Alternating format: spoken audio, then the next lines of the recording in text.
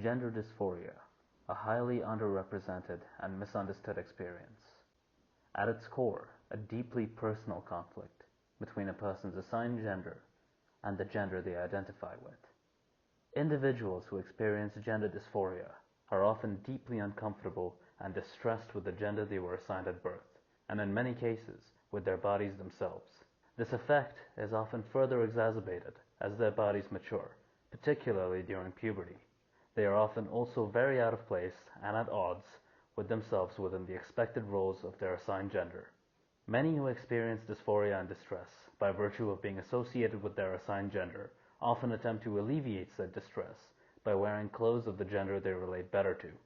This is what is commonly known as cross-dressing, although the practice isn't necessarily exclusive to the trans community. Often this proves sufficient to grant at least some respite for some, and others for a time. In more pronounced examples of gender dysphoria, people may ultimately seek more definitive, lasting changes, such as those produced by hormone therapy and sex reassignment surgery.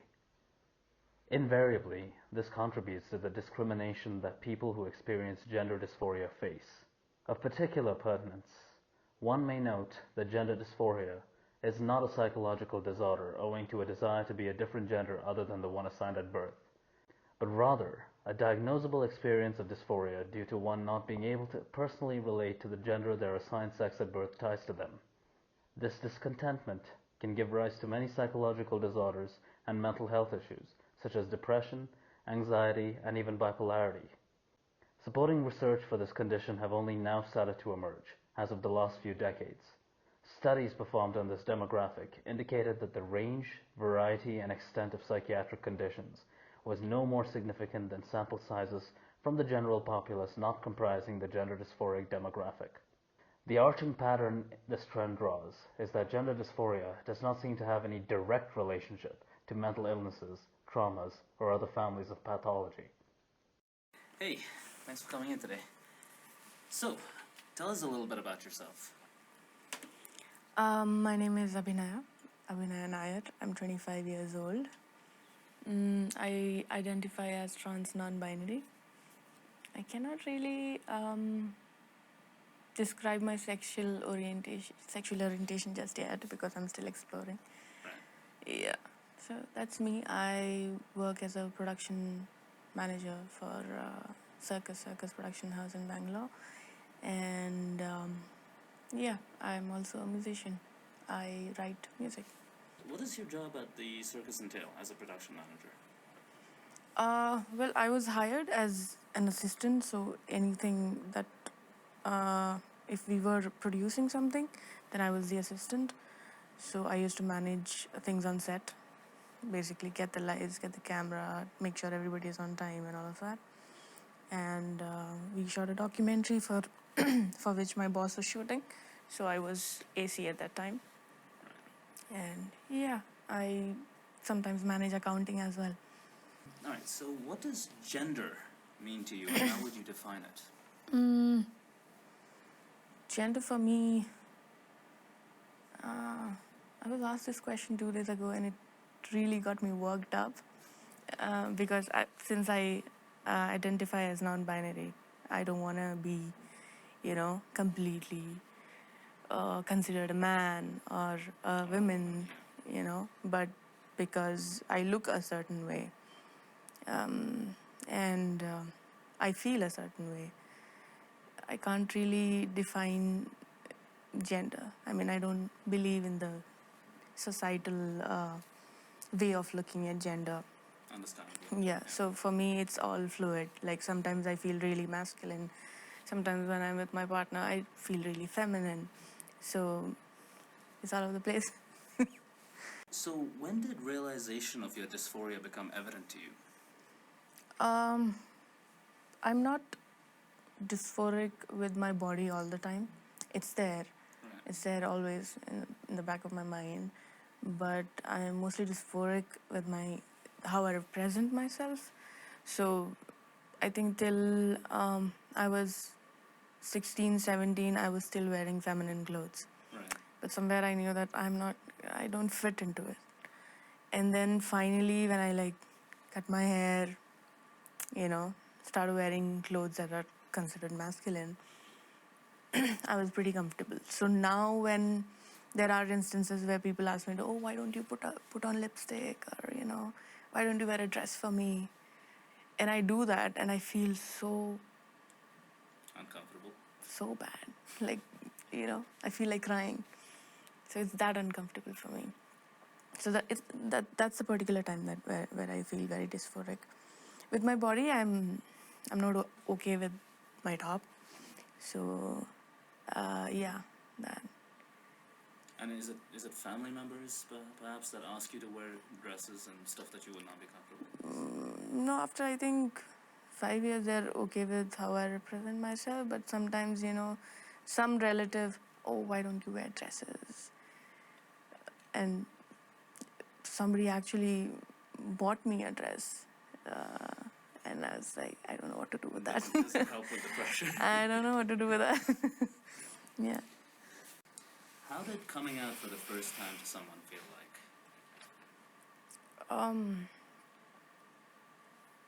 I think I came out first to my cousin, my brother, and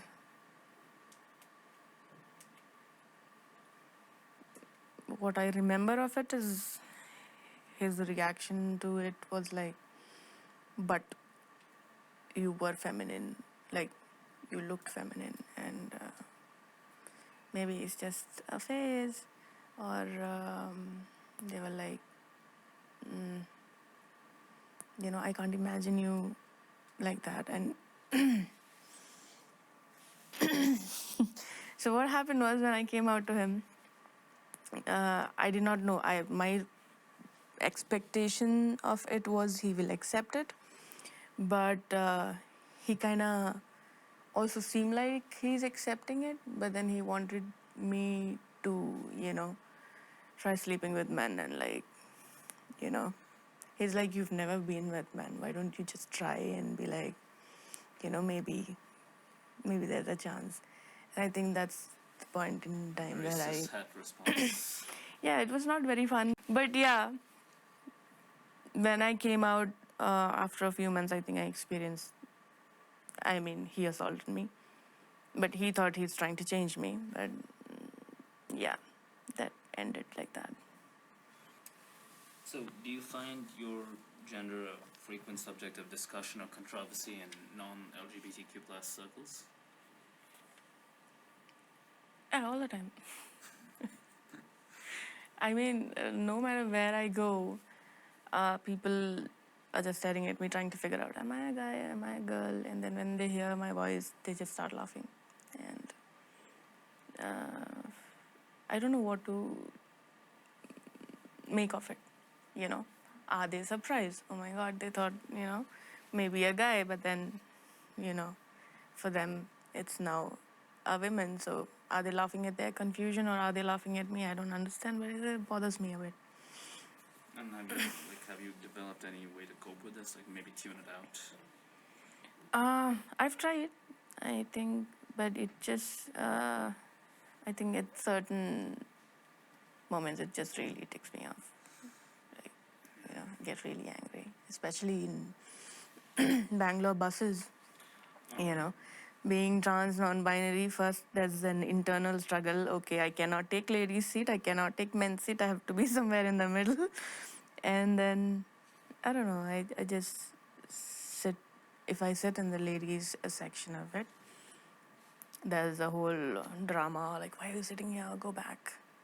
And then I just have to wait and smile at them for them to realize that I'm a woman, because I'm not going to point at my body parts and tell you that, fuck, And then there's that internal struggle, no? I'm like telling them I'm a woman, but I'm not a woman, right? And then if I like sit in the men's section, they automatically figure out that I'm a woman. So I'm like dodged here and there. Then I was like, I'm not gonna take a bus, just gonna walk. Get that. And public washrooms as well. I think there have been 3 instances where I entered a mall washroom, and then the people there, the girls got scared, So what I do from now on is I sing a song while I enter, so they hear my voice and know that I'm not. A threat. Yeah. So you mentioned before that your family is kind of, they've Mm-hmm. kind of gotten used to it over the course of 5 years. Are they supportive now? Do they Yeah, I think their way of accepting it is not talking about it. Like, passive acceptance? yeah. So when I came out to my mom, well, I didn't come out to my mom. I came out to my brother who was um, moving to Bangalore at that time. No, no, Oh, my fine. brother, Okay.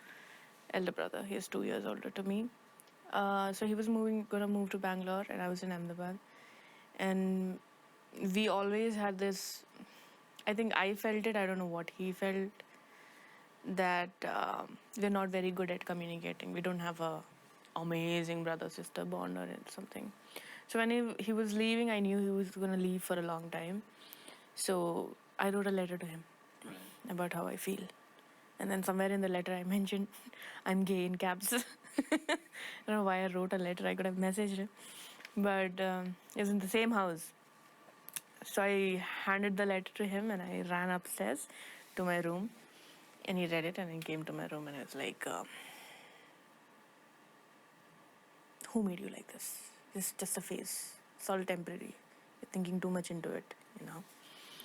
And I was like, it's not, it's not. And I think we had a very awkward moment where he was entering and I thought he's going to accept it and it's going to be fine. So I was about to hug him and he just walked off. And he sat down and he gave me a lecture on how it's just a phase. It was so fucking embarrassing. And yeah, at that time I was dating someone from my Right. college, my senior. So we went home, and my mom was there sitting, doing something. I think she was cutting vegetables or something. And my brother just walked and sat next to her like this. And my girlfriend was standing there. And then my mom was pretty calm. She had, she was angry, but I think she was not willing to say anything because she was standing there. Um, and then something happened, and yeah, I asked my girlfriend to just, go in while I talk to them, which offended her. Right. So it was kind of a really abusive relationship. I mean, I'm just asking you to go in my room, nothing else, while I talk to my people. So she was offended that, I am asking her to go into the room. So she just pushed me and then she stormed out of the house. I don't know what the fuck. So mom told me that, said the same thing. It's all temporary. You've been known to take impulsive decisions, and this is one of those. And I said, it's not.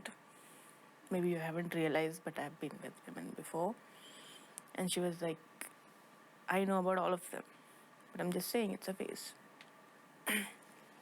So, yeah, my brother came out on my behalf to my mom, and my mom just said that God has made you that way, I can't do anything.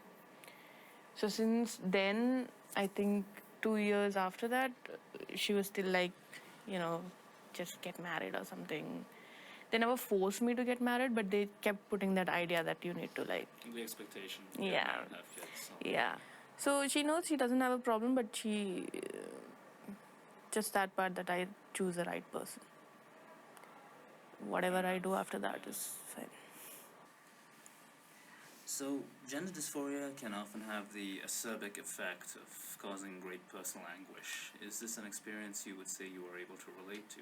And if so, have you ever felt compelled to do something to yourself which you later came to regret? Like I've not tried to do something extreme. I think generally, you know, I mean, at this current time, like nobody is mentally stable. So, Say yeah, that again. generally I'm always there. So I think not really. I think I channel that part of dysphoria into something like my music. So I write songs where I use male pronouns for myself. Mhm. So yeah, I think I just let it out like that. But I've not hurt myself because of dysphoria, because of my sexual orientation. Sure, That's right. What are your thoughts on the process of transitioning, and is it a process you have undergone or are planning to undergo? I recently had this conversation with my partner Right. because I think they're more dysphoric than me, and they are willing to go through transition, and I just want this to go. I don't want my top. Right. So yeah, we were talking about it. We were researching, and we felt like I don't think that India is well equipped to do that procedure Right. properly, and we always think about how we need to get out of here to like even be in a safe space. But then there will be racial discrimination and all of that shit. But yeah, transitioning has been in my mind. I have no problem with whatever is down there. But yeah, but I don't think um, if I'm still in India, I'll do that. Yeah. I'm It's scared. dicey. It's very dicey. All these medical professionals, all cishet people. I don't think they understand the struggle. Not a lot of trans doctors in our system here. Yeah. Once you've, finished your surgical transition, what would you say your hopes for how your experience as a trans person may shift?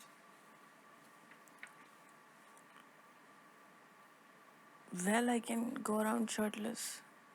That's fucking liberating. You should know that. You guys are lucky. So, does your experience with social media cause any triggers for dysphoria? Like, does it ever evoke strong memories or thoughts?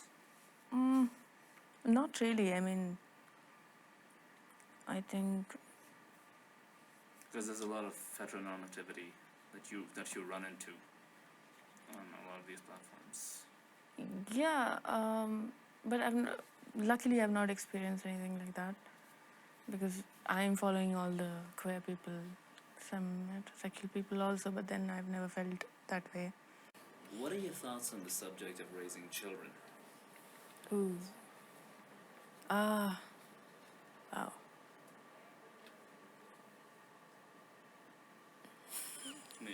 Maybe when you're ready for it. No, I've thought about it. No, definitely thought about it. But I think my reason for not raising a child, not like giving birth to a child also, but generally raising a child is like I don't want to do it because